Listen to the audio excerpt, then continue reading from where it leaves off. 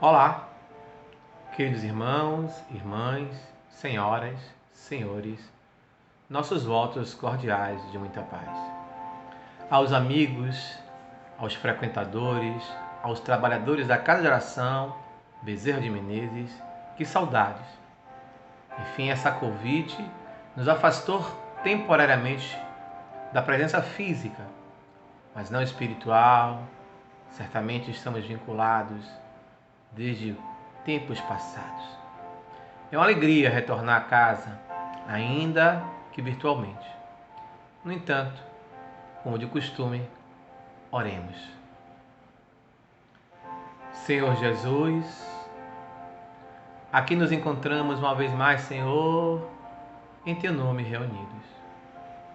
Nessa hora, Senhor, em que a noite escura abate sobre a terra, te solicitamos a presença dos amigos espirituais, a fim de que possam eles nos encorajar, nos acolher, ampliando os horizontes das nossas percepções, para que possamos encontrar força para seguir em frente. Permite, pois, Senhor, a presença dos Teus emissários entre nós. Sê conosco, hoje, agora e sempre. Meus amigos, como eu disse, é uma alegria, uma honra estarmos de volta a esse tempo de amor. Estamos juntos nessa jornada e dessa vez para que possamos dialogar, conversar, discutir, refletir sobre um tema que para todos nós é muito caro. Esse tema encontra-se exarado em uma das obras da chamada série psicológica de Joana de Ângeles, que chama-se Momentos de Consciência e Momentos de Saúde. Encontra-se na segunda parte da obra, Momentos de Consciência. E é o capítulo que trata justamente sobre maturidade e consciência. E quando pensamos em maturidade, todos nós, via de regra, a maturidade nos vem à memória, à mente, na perspectiva da experiência, às vezes da experiência cronológica. Quantas vezes, desde muito sempre, ouvimos os mais experientes, os mais antigos, nossos pais, avós, dizerem assim: menina, menino, tome juízo, você ainda não tem experiência, você é imaturo, ou você é imatura. Mas é também muitas vezes essa singularidade, essa especificidade da imaturidade, às vezes vem como um raio, como um verdadeiro, me permitam, xingamento. Você é muito infantil, fulano. Você é muito imaturo. Isso sobretudo quando a gente não compreende o outro. E o outro então vai dizer isso a nosso respeito. Mas também quando falamos em maturidade, associamos essa ideia, mas associamos também a questão do amadurecimento.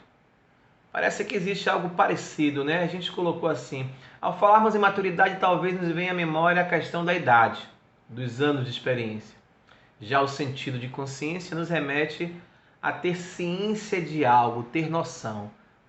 Você tem noção do que você fez comigo, fulano? Você tem noção? Você tem consciência do que está fazendo? Às vezes é coisa do cotidiano, né? Você vai jogar essa comida fora? Você tem consciência das pessoas passando fome? Você não vai ajudar fulano? Olha, fulano foi bom com você. Que falta de consciência. Que falta de consciência, que falta de maturidade. Parece que nesse momento ambas é como se fossem sinônimos. E existe uma correlação. Mas a gente não coloca assim, afinal de contas, na perspectiva do espírito, já que nós somos espíritos, olha o que eu disse, não na perspectiva ainda espírita, mas na perspectiva do espírito, e até mesmo na perspectiva da psicologia do espírito que Joana nos apresenta, afinal de contas, o que é ter maturidade? O que é ter consciência? Por exemplo, eu coloquei aqui: será que nós somos conscientes da nossa realidade enquanto espíritos imortais? Sejamos sinceros, sejamos sinceras. Mesmo nós outros que trabalhamos na casa espírita, às vezes trabalhamos apenas na parte administrativa, às vezes trabalhamos na parte de passe, na evangelização, de adultos, de jovem, de criança, às vezes trabalhamos em grupos de estudo, nas reuniões mediúnicas, às vezes nós somos espíritos medianeiros, aqueles, às vezes a gente é o psicofônico, às vezes a gente é o doutrinador, mas mesmo muitas vezes, com os longos anos de caminhada espírita que nós temos, fica distante, em alguns momentos, a nossa prática com o nosso conhecimento. Nem sempre ter conhecimento significa ter consciência, deveria. E para que a gente pudesse então fazer essas reflexões, eu vou pedir permissão a vocês, porque eu coloquei aqui nas minhas anotações algumas partes que nós achamos interessantes do texto proposto pela casa, como também de outras obras, as quais iremos fazer aqui uma ponte. Primeiro a gente vai dizer assim, nessa obra, um momento de consciência, né? Joana diz assim: a consciência atinge a plena conquista quando o ser amadurece no seu processo psicológico de evolução. A consciência atinge plenitude quando nós, seres espirituais, ela diz, atingimos o amadurecimento psicológico. A gente já começa a perceber que para Joana, ou para a psicologia espírita, a relação da consciência tem a ver com o amadurecimento psicológico, com o amadurecimento emocional, com a compreensão do si espiritual, com a compreensão das leis, com a compreensão de algumas regras de convivência, da lei de solidariedade, por exemplo. E aí Joana diz assim, e que esse amadurecimento, já que ela fala aqui, a consciência atinge plena conquista quando se amadurece no seu processo psicológico de evolução, ela diz assim, e esse amadurecimento é o resultado de um contínuo esforço em favor do autoconhecimento e da coragem para enfrentar-se, trabalhando com esforço íntimo as limitações e os processos infantis que nele ainda predominam. Então aqui ela agora dá para a gente um resultado, né, desse conceito. Se por um lado a consciência atinge a plenitude quando a gente tem um amadurecimento psicológico, por outro lado ela vai dizer que este amadurecimento psicológico ele é resultado, é resultante de quê? De um processo. Qual o processo? De um esforço contínuo para o autoconhecimento e, sobretudo, da coragem de enfrentar a si mesmo, de observar e ter noção das suas próprias limitações emocionais, psíquicas. Conforme está em O Livro dos Espíritos, por exemplo, na questão 919, quando Allan Kardec vai questionar os espíritos, qual o meio mais seguro que a gente tem para que a gente possa não se inclinar para o mal, né? Para que a gente não possa derrapar no caminho, se distrair no caminho. Qual é o meio mais eficaz? Ele pergunta. E os espíritos dão uma das respostas mais curtas. Não é a mais curta, mas uma das. E ele fala assim, um sábio da antiguidade já vos dizia, conhece-te a ti mesmo. Pois o conhecimento é a chave do progresso. É ele que garante justamente essa relação do cotidiano nosso. Mas Kardec vai dizer assim, mas como é mesmo esse autoconhecimento? De que forma? Na questão seguinte, Agostinho vai dizer que ele vai propor para a gente que nós façamos como ele fazia quando estava na Terra, encarnado como Agostinho, inclusive. Existe uma obra chamada Confissões de Santo Agostinho, quando ele era católico, um dos pais da igreja, afinal de contas, da época da patrística, num período que nós vamos chamar de Alta Idade Média. Agostinho é um dos responsáveis pela constituição do conceito doutrinário da igreja do pensamento católico cristão daquele momento. Ele é um dos primeiros pais da igreja, né? Então ele vai dizer que façam como eu fazia quando estava na terra. Todos os dias, ao colocar a cabeça ao travesseiro, fazia uma reflexão. Como foi o meu dia? Eu preciso pedir desculpa a alguém? Eu preciso pedir perdão? Eu preciso perdoar? Então, passar em revista todo o nosso dia. Esse é um hábito que nós só vamos criar se nós tivermos o esforço. Quando Joana diz que é um contínuo esforço em favor do autoconhecimento e da coragem para enfrentar-se, trabalhando com esforço íntimo as limitações. Então ela nos chama a atenção sobre essa perspectiva. Então a gente traz aqui agora uma metáfora. Por exemplo, quando a gente fala de consciência e de inconsciência, nós sabemos ou já ouvimos falar nas reuniões doutrinárias, nas palestras, nos grupos de estudo, aqueles que têm expertise na área que vão trazer esses termos que foi cunhado, por exemplo, primeiro lá por Sigmund Freud. E Jung vai trazendo uma perspectiva do que ele chama de psicologia analítica. Então, para que a gente possa ter uma ideia, ainda que en passant, vamos imaginar da seguinte forma. Pensem o salão doutrinário da Casa de Oração Bezerra de Menezes. É um salão relativamente grande, não é verdade? Vamos imaginar uma pedra de gelo do tamanho do salão. É uma pedra grande ou pequena? Claro, você está pensando que é uma pedra grande. Alguns outros dizem assim, nossa, do tamanho do salão não é grande, é gigante. Se a gente olhasse essa pedra do tamanho do salão doutrinário da Coben, flutuando no mar, você olhando para o mar e de repente você avistasse no horizonte um bloco de gelo imenso do tamanho da casa de oração ou do salão da casa de oração boiando.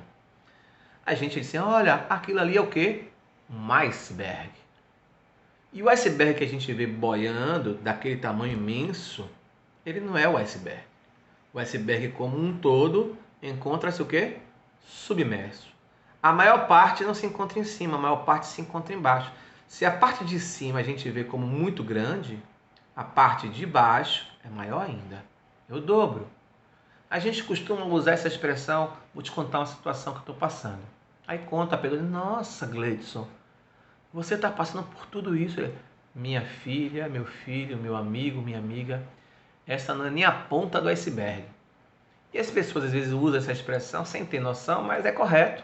Quer dizer, se não é nem a ponta do iceberg, quer dizer que o problema é gigante, é grande. Então, de fato, a ponta do iceberg que a gente vê boiando, flutuando, entre aspas, no mar, é um pedaço do iceberg. A maior parte está submersa. Então, aquilo que está à vista, nós chamamos de consciência. E aquilo que está submerso, nós chamamos de inconsciente. E nós pautamos nossa vida muito mais pela nossa inconsciência, por incrível que pareça. Ainda nesse respeito, o Joana diz assim, à medida que o ser adquire consciência da realidade do si profundo, que é o eu espiritual, a busca de mais elevados patamares torna-se inevitável. Então, à medida que a gente cresce, que a gente evolui, querendo a gente ou não, independe da gente, porque Deus, quando nos criou com esse automatismo. À medida que a gente vai tomando consciência, a gente vai evoluindo. Aqui vale aquela expressão que a gente aprende quando a gente adentra os estudos na casa espírita. Deus cria os espíritos, que somos nós, simples e ignorantes. Isto é, sem ter consciência de si. Quem sou? De onde venho? Então, esse ser espiritual, quando ele é produzido, quando ele é criado por Deus, ele não tem consciência de si. Joana então vai dizer, portanto, essa busca na acepção da psicologia profunda, da psicologia analítica, é o intenso labor, o trabalho para o autoaprimoramento, para a autoiluminação, que vai atenuando, diminuindo, minimizando a sombra teimosa geradora de ignorância e de sofrimento. Sombra teimosa que gera ignorância e que gera sofrimento. Então, em verdade, como eu falava há pouco nessa metáfora do iceberg, a gente tem um inconsciente profundo muito maior. Quando nós reencarnamos, e à medida que a gente vai passando por situações que elas se repetem, inclusive, e às vezes a gente não entende, né? Certos sofrimentos, certas situações que vão desde relações profissionais, relações afetivas, no trabalho, relações amorosas. Parece um filme e se repete. Existem pessoas que certas situações se repetem constantemente. Uma traição, do ser traído ou do trair. do ter, aspas, a oportunidade de ser traído, aspas, a oportunidade de trair. Do, por exemplo, você ter situações profissionais em que você vai dar com um montante de dinheiro muito grande, muito elevado. Isso se repete. Ou de você assistir cenas de corrupção, que é muito fácil falar do governo, falar do partido este ou aquilo outro, mas vivenciar a situação. Então elas se repetem por quê? Porque é um processo reeducativo. É para que a gente possa trazer o que está inconsciente na sombra para a luz, para a consciência. Então tomar consciência. Às vezes assim, olha, não brinque comigo não, viu? Eu me conheço, eu sei quem eu sou. Eu dou um boi para não entrar numa briga, mas eu dou uma boiada para não sair. Já ouviram essa expressão? Ou já fizeram uso dessa expressão? Provavelmente, minimamente, já ouvimos essa expressão. Dou um boi para não entrar numa briga, mas dou uma boiada para não sair. Eu sei quem eu sou, não mexa comigo não, viu? Sou espírita, mas não sou bobo. Nossa, isso aí é o que Joana vai dizer que é a sombra geradora de ignorância e geradora de sofrimento. Não temos noção, quando dizemos isso, o quanto nós estamos criando uma situação para nós. Uma espécie de perpetuação, porque não é perpétuo, não é para sempre, do sofrimento. É um loop que vai girando e vai se repetindo a mesma história. Então a gente precisa reeducar sentimentos, reeducar emoções, reeducar pensamentos. Nessa perspectiva, ainda, Joana diz assim: a conscientização da imortalidade é de relevante importância para a busca de nós mesmos. Lembra no início do nosso diálogo, quando eu falei para a gente?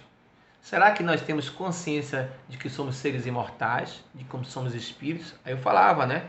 Que às vezes, mesmo sendo trabalhador, aquele que recebe espíritos, aquele que incorpora o psicofônico, o que psicografa, o intuitivo, o claravidente, o clareaudiente, né? Mesmo o doutrinador que trabalha com inspiração, todos nós, estudiosos ou não, mais ou menos estudiosos, falar sobre é muito fácil. Uma vez eu ouvi um espírito dizer assim: vocês não conhecem o Evangelho. Ele dizia isso para um grupo de pessoas que eram pessoas que supostamente que estudavam minimamente o Evangelho. E alguém falou assim: como a gente não conhece o Evangelho? E aí a gente foi refletir. O que ele quis dizer que não conhecer o Evangelho não é o conhecimento cognitivo, não é o conhecimento racional, não é o conhecimento das informações evangélicas, mas é a vivência evangélica. Conhecer o Evangelho para esse espírito, e ele está corretíssimo, pressupõe a vivência evangélica. Então nós não conhecemos. Não conhecemos no sentido de não ter consciência. Ciência de. Não está incorporado. Muitos de nós, ou maioria de nós, entramos no espiritismo, entramos na doutrina espírita, ou adentramos na casa espírita, mas não permitimos que o espiritismo adentre em nós, faça morada em nós. Então, ter consciência da nossa imortalidade é fundamental. Quando ela fala assim, a conscientização da imortalidade é de relevante importância para a busca de nós mesmos, para a busca de nós mesmos. Então, saber que sou espírito, não é que eu sou espírita, que eu sou espírito, isso é importante. Então lá a gente vê no livro dos Espíritos, que é dividido em 4 partes, a primeira parte das causas primeiras ou primárias, logo no início lá, das questões de 1 a 27, que vai falar com relação ao espírito e matéria, ele vai dizer, Deus não cessa de criar os espíritos são inteligências que estão em todo o universo, povoam o universo. Quando Deus cria o espírito, ele cria simples e ignorante, quer dizer, sem consciência de si mesmo, da sua própria realidade. Mas à medida que a gente vai evoluindo, a gente vai tomando consciência da nossa imortalidade, aí a gente vai compreendendo aquelas propostas filosóficas que a filosofia da existência, a existencialista, mesmo a materialista, vai dizer, e que é a proposta do Espiritismo. Quem sou? De onde eu vim? Para onde eu vou? Sendo o Espiritismo a nova ciência que veio tratar das relações do mundo corporal com o mundo incorporal, veio tratar da origem e da destinação dos espíritos. Quem são os espíritos? Está lá fora? São eles? Não. Ah, porque o ser humano, e você não é humano? Não, porque o brasileiro não sabe votar. E você é o quê? Espanhol? Então, na verdade, esses espíritos aos quais os espíritos com E maiúsculo falam, somos nós mesmos. Então, nessa perspectiva, essa avaliação de que somos simples e ignorantes, que a gente vai tomando consciência. E quando a gente vai tomando consciência da imortalidade, é o quê? É saber que a gente não morre. Isso é o mínimo da conscientização da imortalidade. Porque Jesus, inclusive, quando ele vem à Terra, ele vem nos mostrar, através da sua própria experiência, que somos imortais. Então ele mata a morte. Até aí é o mínimo. Porque, veja, não é um privilégio nosso, enquanto espírita, termos o conceito de que somos imortais. O católico sabe, o evangélico sabe, ainda que a condição de compreensão a respeito da imortalidade sejam distintas. Por exemplo, para o católico vai para o céu, para o inferno. Né? Para alguns evangélicos vai esperar o momento do grande julgamento, do juízo final. Para nós espíritas, conceitualmente não. A gente sabe que é um ir e vir. Mande notícias do lado de lá, diz quem fica, me dê um abraço bem apertado, tô chegando. Coisa que posso é poder partir sem ter planos. A plataforma desse, né? Essa canção é linda. É uma canção que a gente pode fazer uma metáfora com relação à reencarnação. Então, para nós, a imortalidade tem essa perspectiva. Mas é só isso? Ter consciência da imortalidade? Claro que não. Ter consciência da imortalidade significa ter consciência que nós todos estamos submersos ou imersos ou envoltos de uma lei maior, de uma lei natural, de uma lei divina, a qual o Livro dos Espíritos vai dividir, na sua terceira parte, chamada Leis Morais, em 10. No entanto, ter consciência da imortalidade significa compreender a segunda parte do Livro dos Espíritos, do mundo espírita ou do mundo espiritual, para onde nós vamos retornar à nossa origem. Quando as pessoas desencarnam e a gente fala assim, perdi meu pai, perdi, ninguém perde ninguém. A gente perde a convivência, é natural que a gente sinta a falta das pessoas. É natural que a gente, né, tenha a perda da presença física. E quando a convivência é muito ali constante, a gente sofre realmente.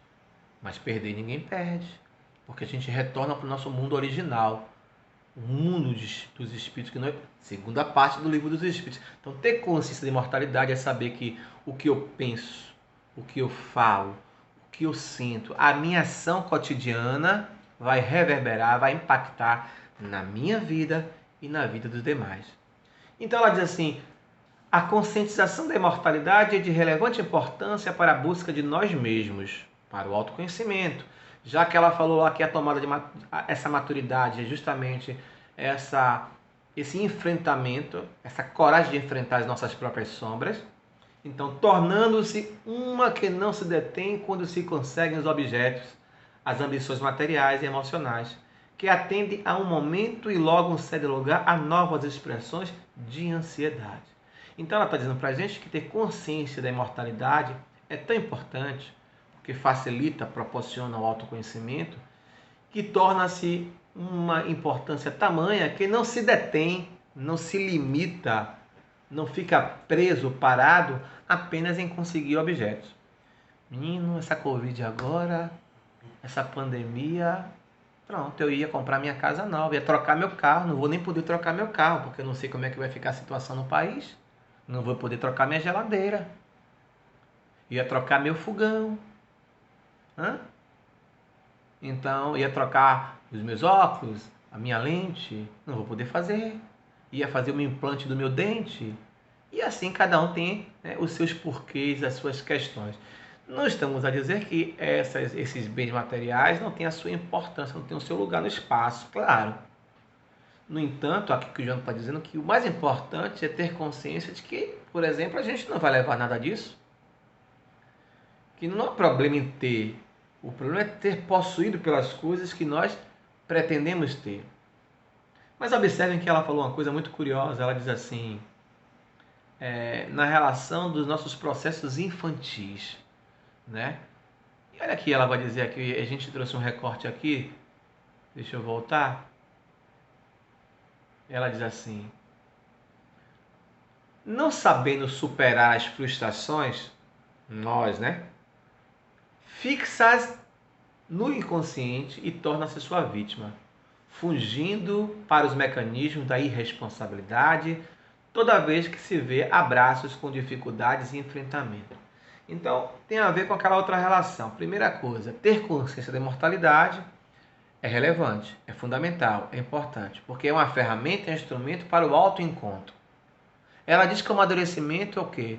É fruto, é resultado desse nosso labor, desse nosso esforço constante de enfrentamento a nós mesmos. E muitos de nós não sabemos lidar com as nossas frustrações. A gente usa a palavra frustração às vezes sem saber muito bem, ter noção do que é. Às vezes a gente usa como um xingamento. Não sei se vocês... Eu já vi isso, expressão entre familiares. Você é frustrado, você é frustrada, você não teve marido, você não teve marido, você não teve esposa, você é frustrada porque fulano assim foi uma pessoa resolvida e você não foi resolvido. Isso eu estou falando em termos cotidiano e popular. Mas a frustração, ela faz parte do processo evolutivo. Aliás, é importante que nós sejamos frustrados pelos nossos pais. O problema é como eles nos frustram. Eles precisam ter consciência que isso é uma ferramenta poderosa e importante. Por que é importante frustrar a criança? O que é frustrar? É dar um não. Ela pede uma coisa, você vai ao supermercado, ela pede um iogurte, ela pede um brinquedo, ela pede algo e você diz não. Ela quer sair, ela quer brincar, ela quer beber, ela quer comer, você diz não. Ela precisa saber não, e às vezes a gente diz sim para se liberar. Ah, vai ver sua televisão. Pode comer. Existe uma expressão popular que diz assim: quando a gente compra alguma coisa, mesmo quando você é classe média média, classe média alta ou classe alta, e a criança ela quer comer uma placa de iogurte toda, você vai para se livrar do que você deixa. É um problema, mesmo tendo condições. Existe uma expressão que é muito popular e que é muito mais observada no meio das pessoas mais simples, que diz assim: dias de muito, véspera de pouco. Quem não come igual, quem come, desculpe, quem come e guarda, come duas vezes. Então a gente precisa frustrar, porque essa criança, que é o adulto de hoje, eu, você, nós aqui, um dia, se alguém não nos frustrou, a gente não vai saber lidar com as frustrações da vida, do mundo, porque lá fora o mundo vai nos frustrar. É no trabalho, é no colégio, é na faculdade, é nas relações afetivas.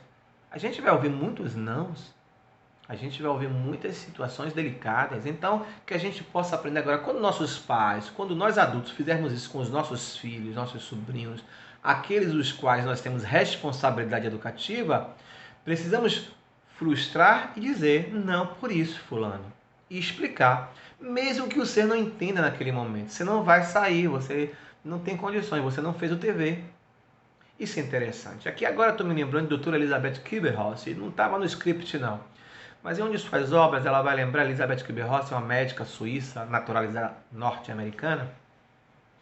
E ela é responsável por ter criado algumas ideias importantes para a medicina, sobre a morte ou morrer, as fases da morte, etc. e tal. E uma das suas pacientes, que era psicóloga, ela está em fase terminal e prefere ir a óbito e morrer, desencarnar em casa e vai para o seu lar. Ela é mãe de uma única criança. E essa criança tem seus 6 anos. E nesse dia em casa, a criatura estava numa situação já muito delicada e ela conversava com seu filho sobre a sua situação. Eis que de repente entra a criança no quarto, gritando, falando alto: "O que houve, meu filho?" E a mocinha que ajudava na educação disse assim: "Olha, doutora, ela não quer fazer a tarefa. Está querendo brincar." E disse ela que ela tem que fazer a tarefa. "Ah, eu preciso fazer, eu quero brincar, minha mãe, porque eu tenho que combinar com meus colegas que a gente vai ter um passeio de escola." A mãe ouve, depois de ouvir esse: "Meu filho, você não vai fazer esse passeio. Você não vai brincar agora, conforme Christian está pedindo para você não ir, se você não fizer a tarefa." "Eu vou." "Não vai."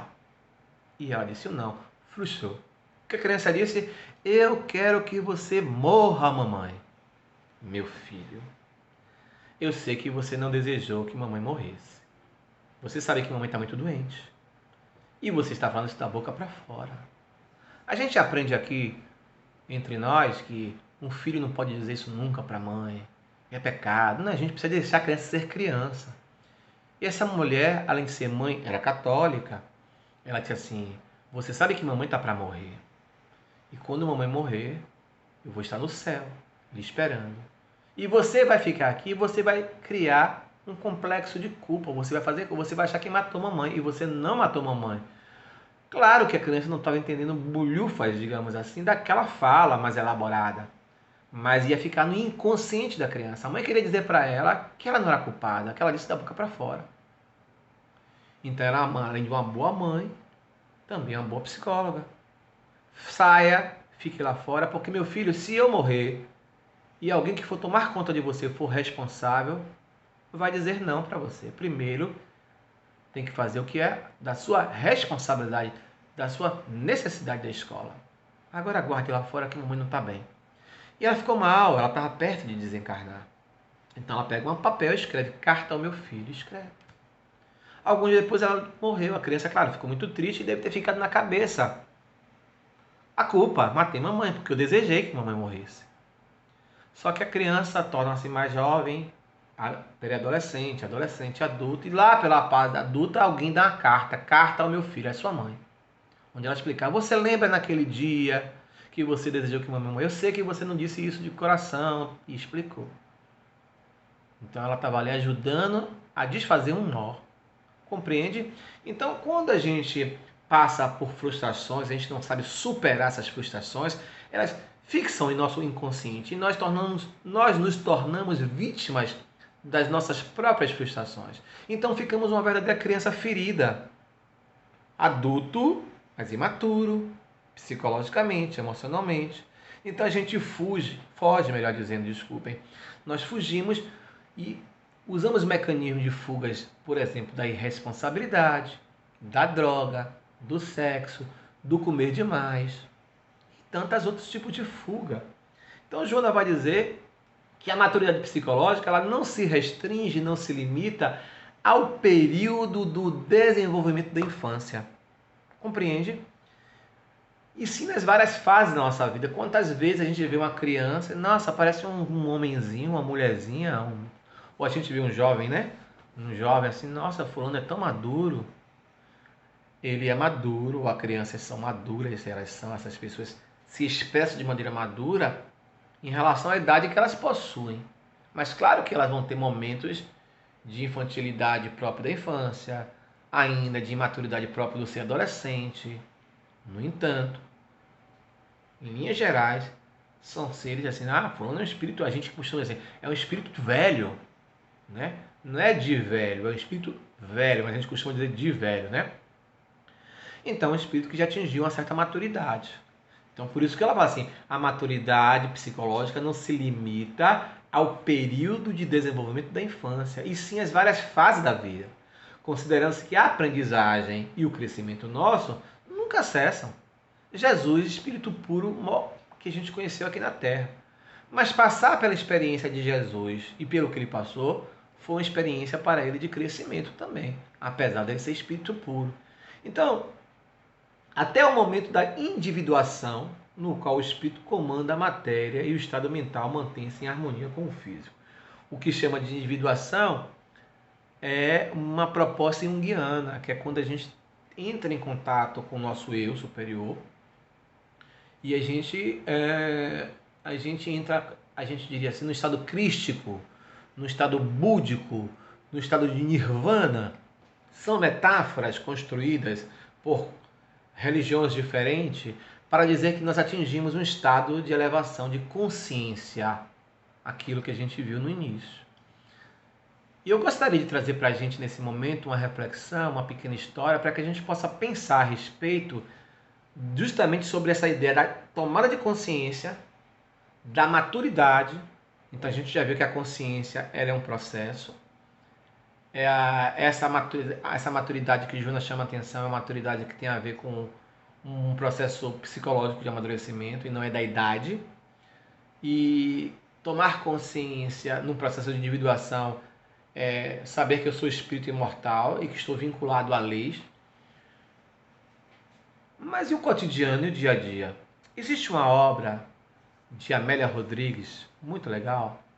Aliás, eu aqui sugiro a leitura da série Amélia Rodrigues, que começa com Primícias do Reino, Quando Voltar a Primavera, Há Flores no Caminho, Dias Venturosos, Viver com Jesus e vai. São a série da série Amélia, são os bastidores, o video show do Evangelho, né?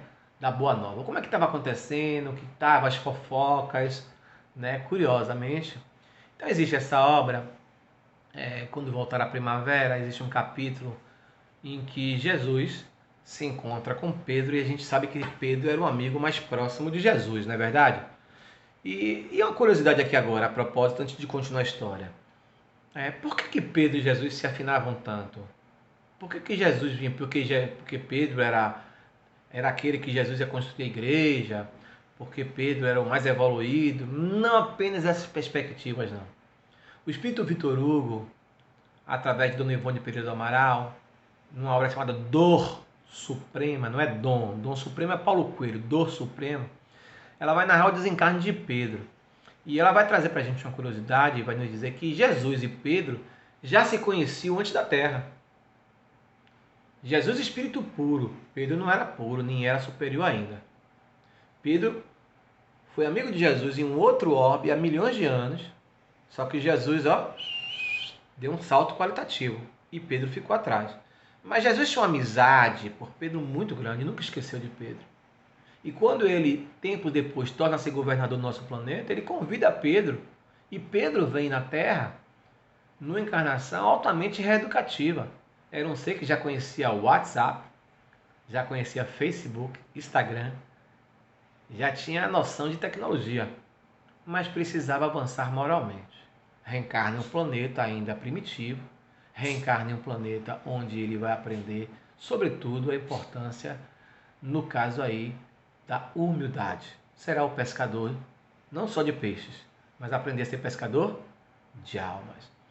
Então, eu vou narrar aqui ao nosso gosto e vou estar me estruturando dentro da perspectiva da história do livro, que naquele dia, depois de um dia de muita tarefa, de muito trabalho, muitas curas,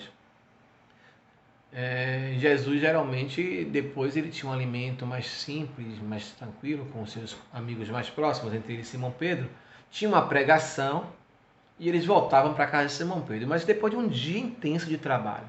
Nesse dia, depois do dia de trabalho, depois da meditação, Jesus acercou-se na praia de Cafarnaum, em companhia desse afeiçoado apóstolo Simão Pedro. E Jesus, claro, assim como Chico Xavier conseguia ver pensamentos, imaginando Jesus, né? Mas Jesus, como um bom psicólogo, ele não expunha, ele não, sabe, ele não fazia com que a pessoa tivesse vergonha. Não, ele fazia um trabalho terapêutico. Então ele vai fazer uma pergunta para Pedro. Simão, eu sinto que você não está muito bem. O que está acontecendo, Simão? Conta para mim, conta. Mais ou menos assim, ele diz assim: o mestre acercou-se da praia em companhia do apóstolo afeiçoado, e porque percebesse tristonho Pedro, interrogou com amabilidade: que aflição toma conta da serenidade de tua face, Simão, encobrindo com um véu singular da tristeza? O que é que está acontecendo, Simão? Olha que coisa! Como se Jesus não pudesse ver e perceber, né? Então, convidado a essa reflexão renovadora, o velho pescador Simão Pedro, então ele contesta. E ele vai dizer assim: ah, Senhor, cansaço. Estou muito cansado. Sabe, Senhor, muitas vezes sinto-me cansado, sem ânimo para prosseguir. Olha que coisa. Isso é importante porque Pedro aí vai representar para nós outros a humanidade. E nós que somos trabalhadores. Então Simão, muitas vezes, em companhia de Jesus, pensou em desistir. Outras vezes, quando Jesus partiu, quando Jesus foi crucificado, quando Pedro já junto com João e com todos os outros já tem a casa do caminho, ele pensou em desistir e Jesus se apresenta em espírito para onde, Simão? Então, outra coisa importante, na companhia de Jesus não é garantia de evolução. É claro que se a gente aproveitar as oportunidades diante das pessoas que a gente está ao nosso redor que são mais elevadas, a gente vai aprender e vai crescer. Mas insista ao lado de quem tem um processo evolutivo já avançado, não significa que nós vamos avançar como. Então, nesse momento, ele fala: Senhor, eu sinto-me cansado. Muitas vezes eu fico sem ânimo, sem alma, sem vida. Se não fosse por ti, Senhor, Senhor, eu já tinha desistido. Já tinha desistido. E não conseguiu concluir a frase, as lágrimas represadas interromperam, afogando esse trabalhador de emoção. E como se o silêncio o fizesse espontâneo naquele instante, o companheiro, sentindo-se compreendido por Jesus e passada a emoção muito forte daquele momento que ele embargou a voz, soluçou, é normal, é humano, e ele vai fazer um réu confesso para Jesus. É o que ele diz: Senhor, não ignoro a minha inferioridade, e sei que teu amor me convocou à boa nova, a fim de que eu pudesse crescer na direção do amor de nosso Pai. Primeira coisa, lá naquela reflexão que fazemos no início com relação à maturidade psicológica. Uma coisa importante é reconhecer a nossa sombra, coragem de enfrentar. Eu me conheço, não é aquele eu me conheço, síndrome de Gabriela, eu sou assim, não adianta, eu não vou mudar. Mas é o reconhecimento da nossa própria sombra e o que é que a gente pode fazer para mudar. A esse respeito, Joana vai dizer que o mecanismo para amadurecimento psicológico do ser expressa-se de maneira natural, aguardando que a vontade e o contínuo esforço para o reconhecimento das nossas debilidades emocionais e físicas facultem, proporcione o ânimo para corrigir e superar essas sombras. Então, quando Simão Pedro, nesse instante, ele reconhece diante de eu sei que eu sou imperfeito, Senhor. Isso é o primeiro passo para o autoconhecimento. Isso é o passo para a tomada de consciência. Isso quer dizer que a gente está em processo de mudança. E aí Pedro prossegue na sua história, quando ele fala: eu reconheço que eu sou imperfeito. Todavia, deparo-me a cada instante com dificuldades, que me dilaceram os sentimentos e aquietando minha alma, Senhor. Ante o olhar interrogativo de Jesus naquele momento, porque primeiro ele confessa, né? Mas além de ser réu confesso, eu reconheço a minha inferioridade, ele diz que ele se depara, isso é ter coragem de se enfrentar às próprias sombras. É a tomada de consciência com as minhas dificuldades, não são minhas, que me dilaceram os sentimentos. E quais são essas dificuldades? Aí Pedro primeiro ele faz uma afirmativa e faz uma pergunta para Jesus. Ele diz assim: Senhor, é verdade que devemos perdoar todas as ofensas? Então ele afirma. Provavelmente esse instante é posterior àquele momento que ele pergunta: Senhor, quantas vezes devo perdoar os meus irmãos? Seria até 7 vezes? Não, Pedro, em verdade eu vos digo 70 vezes 7. Aqui uma curiosidade para quem não sabe. Na tradição judaica, só podia se perdoar ao seu irmão 7 vezes. Depois disso, acabou. Por isso que Pedro pergunta: seria até 7 vezes? E Jesus: não, Pedro. O perdão é um exercício. É 70 vezes 7, não é 490. Mas você vai...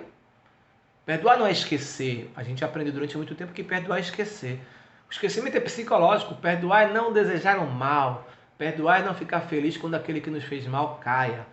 Perdoar é evitar alimentar sentimento de raiva, de ódio, de rancor quando reencontrarmos com as pessoas que a gente nos prejudicou. Isso é o perdão. Compreende? Então, nessa perspectiva, ele pode dizer assim: é verdade que devemos perdoar todas as ofensas. No entanto, Senhor, como é que eu posso suportar a agressividade que nos fere a alma quando nos promete ajudar?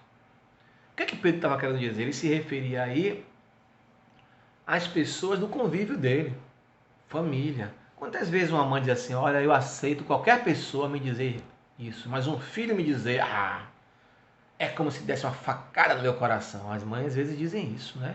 O pai também diz. Às vezes a gente diz enquanto filho em relação à mãe, em relação ao pai. Às vezes a gente diz com relação à esposa, ao nosso marido, aos colegas, aos companheiros de trabalho. Eu aceito de qualquer pessoa, menos de você. Porque de fora dói. Mas eu entendo que é de fora. Mas de dentro dói mais. Como se fala na Bahia, é barril e dobrado. Entende? Então, nessa perspectiva, meus irmãos e minhas irmãs, Ele vai dizer: como é que a gente pode suportar essa agressividade das pessoas que convivem conosco, Senhor? Aí Jesus diz assim: guardando a paz no coração. Guardando a paz no coração. Simples, mas é simples. Então Pedro vai dizer: como conservar a paz, Senhor? Eu reconheço que a mansuetude e a paz é fundamental, mas como guardar a paz estando sitiado, cercado pela hipocrisia de uns, pela suspeita de outros e sob o olhar severo das pessoas que sabemos que estão em pior situação que a nossa? Primeiro Jesus diz, a resposta é guarde a paz no coração. Mas como é que eu vou guardar a paz diante das pessoas que eu sei que não acreditam em mim? Tem gente que fala assim, olha, eu detesto que as pessoas duvidem de mim. Qualquer coisa, mas se duvidou de mim, isso é uma questão do inconsciente do passado reencarnatório, que a gente falhou. Então a gente não quer aceitar. É o nosso orgulho, a nossa vaidade. Mas nesse instante ele vai dizer, como é que eu vou conservar a paz diante das pessoas que são hipócritas? Das pessoas que são severas, que duvidam da minha palavra. E mais ainda, de pessoas que eu sei que você aí, Gleidson, não é nada disso que você está falando. Quem não te conhece é que te compra, eu te conheço. A gente diz às vezes com um colega de trabalho, profissional. Ou na casa espírita, um companheiro de passe, um companheiro de reunião mediúnica, em casa, um filho, uma mãe, uma mulher. Quantas vezes o casal é espírita e é espírita mais no centro, em casa diferente. Os filhos assim, por que seus filhos não frequentam? Quando eram criança vinham para a evangelização, agora a juventude não frequenta. Aí quem tem intimidade pergunta para o adolescente, mas por que você não vai? Seu pai e sua mãe, trabalhadores maravilhosos. É porque você não convive com ele. O filho vai dar o recado. O filho vai dar o recado. Entende? Então nesse momento Pedro é humano. Pedro é humano no sentido das imperfeições. Ele nos representa. E nesse instante, aí, como é que eu vou guardar a paz diante da hipocrisia? Como é que eu vou guardar a paz diante de pessoas que me julgam? Como é que eu vou guardar a paz diante de pessoas que eu sei que são piores do que eu, Senhor? Aí Jesus é Jesus, né? É Jesus sendo Jesus, como diz minha irmã. Mantendo a brandura no julgamento. Menos, Pedro. Bem menos. Seja brando no julgar. Não condene, Pedro. Não condene. Porque tu está condenando uma pessoa que é doente da alma como ti. Mas Senhor, como é que eu posso fazer isso? Olha o que Pedro pode dizer assim. Senhor, eu concordo que a mansuetude é um medicamento eficaz. No entanto, Senhor, não seria de esperarmos que os companheiros de trabalho espírita, da casa espírita, por exemplo, ele fala assim, afeiçoados à luz, também exercitassem por sua vez? Quer dizer, só eu que tenho que ser manso, compreensivo? Eles que já conheceram a luz, provavelmente o Pedro está se dirigindo aí aos colegas, a João, a Levi, Mateus, aqueles que conviviam entre eles. Então, Senhor, não seria também esperar que eles que já conhecem a palavra, eles que trabalham na casa, trabalham na mesma mediúnica que eu, Senhor, não poderiam também fazer o mesmo exercício? Quando há dúvida sobre nossas atitudes, disse Jesus, parte de estranho, quando a suspeição vem de fora das nossas relações, quando a agressividade nos chega de inimigo de fé, podemos manter a brandura e a paz íntima, né?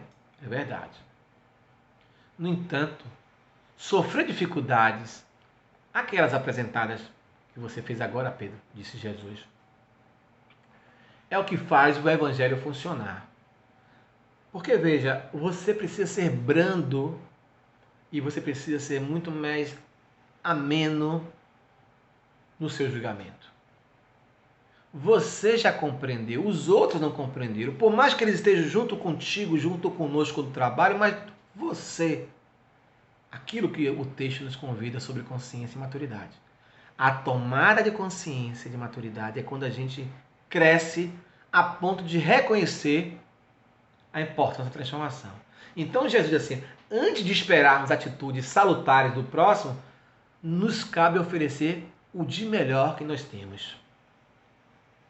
Se alguém que seja enfermo, recalcitrante no erro, impede que a luz penetre ele mesmo, nós possamos oferecer o bom remédio.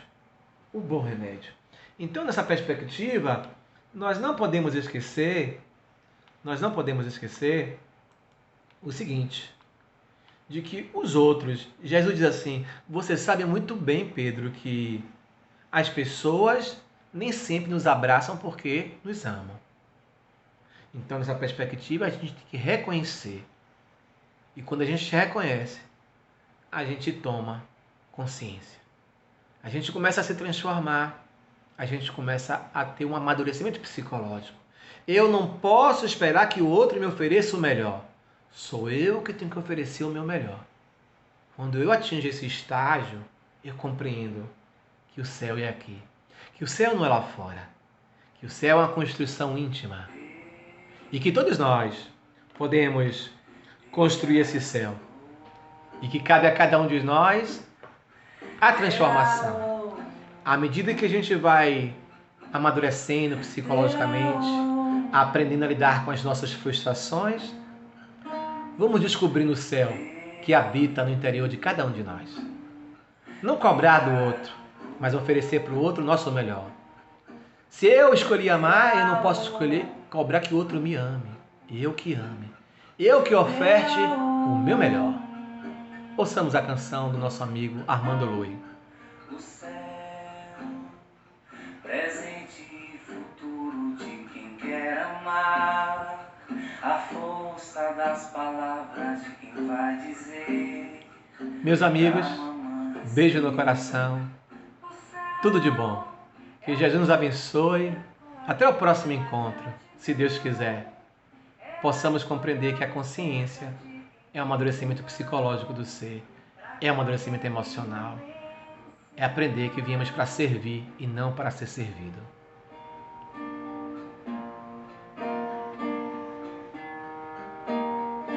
O céu é a decisão humana que fomenta o bem. Até a próxima. É o sim, a gentileza sem olhar a quem. Tá na consciência. O céu, mais perto do que longe, tá no caminhar. Nossa gratidão pela oportunidade. Até um próximo encontro. Jesus nos abençoe. Se sair, use máscara. Se puder, fique em casa. Tá no meu, tá no teu olhar. Tá no riso, no choro de aliviar. Tá na fé, tá no respirar. Tá em todo abraço.